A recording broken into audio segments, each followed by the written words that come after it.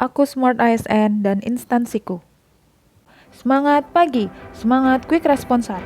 Perkenalkan, saya Reni Intan, peserta Latsar CPNS Basarnas, Angkatan 9. Saya mengisi formasi sebagai calon analis barang milik negara. Di belakang saya adalah tempat saya bekerja, yaitu Balai Diklat Basarnas yang berlokasi di Cariu. Mau tahu tentang Balai Diklat selanjutnya? Yuk kita saksikan!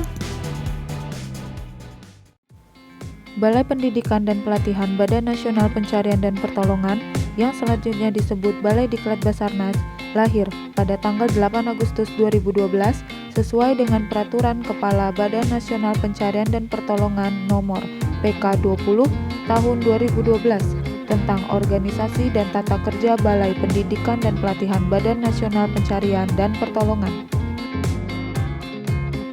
Balai Diklat Basarnas berlokasi di Desa Tegal Panjang, Kecamatan Cariu, Kabupaten Bogor, Provinsi Jawa Barat. Balai Diklat Basarnas mempunyai tugas menyelenggarakan pendidikan dan pelatihan teknis di bidang pencarian dan pertolongan dan diklat aparatur untuk menunjang tugas dan fungsi Badan Nasional Pencarian dan Pertolongan. Balai Pendidikan dan Pelatihan dipimpin oleh Kepala Balai, yaitu Bapak Hendra Sudirman SEMSI yang bertanggung jawab langsung kepada Kepala Badan Nasional Pencarian dan Pertolongan. Adapun struktur organisasi di Balai Diklat adalah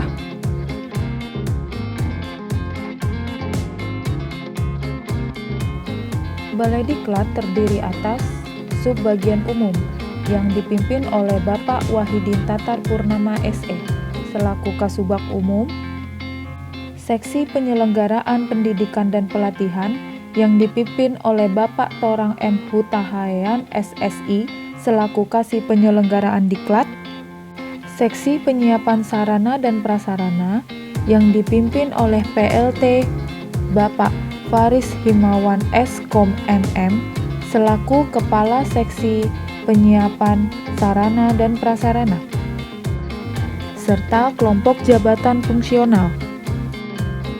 Visi misi Balai Diklat Badan SAR Nasional adalah visi terwujudnya sumber daya manusia yang profesional dan kompeten untuk mendukung tugas dan fungsi Badan SAR Nasional melalui pendidikan dan pelatihan yang berkualitas.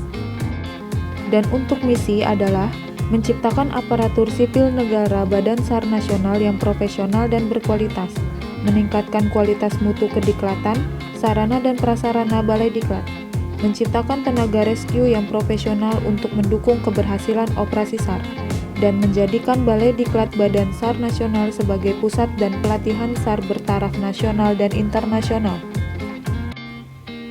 Adapun nilai-nilai organisasi dalam Badan Nasional Pencarian dan Pertolongan adalah 1.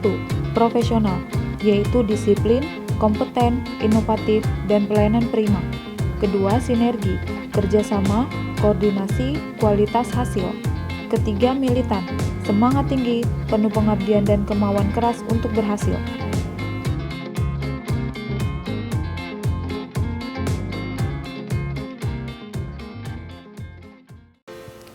Adapun tugas saya sebagai calon analis BMN di Balai Diklat Basarnas adalah 1.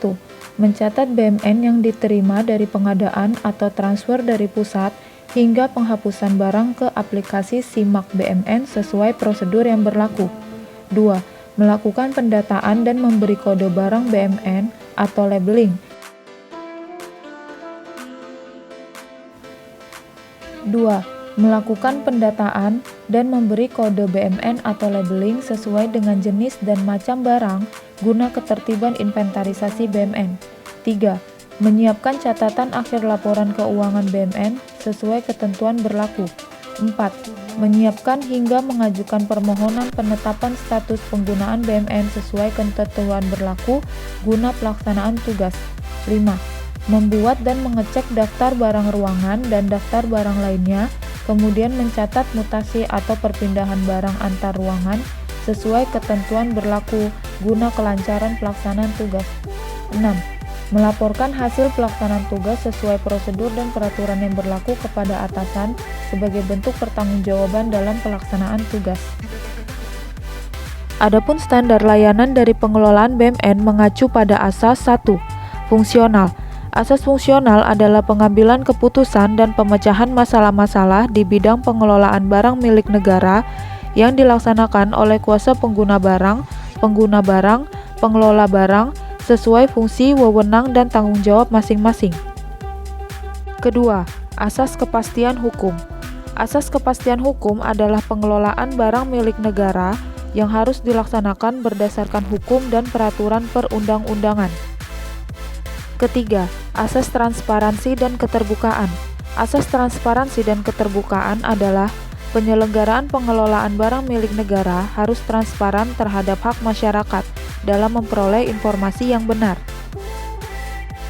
Keempat, efisiensi dan akuntabilitas serta kepastian nilai.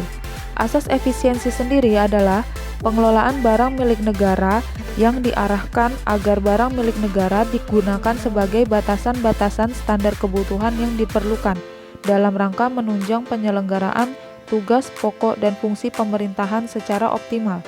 Asas akuntabilitas adalah setiap kegiatan pengelolaan barang milik negara yang harus dapat dipertanggungjawabkan kepada rakyat.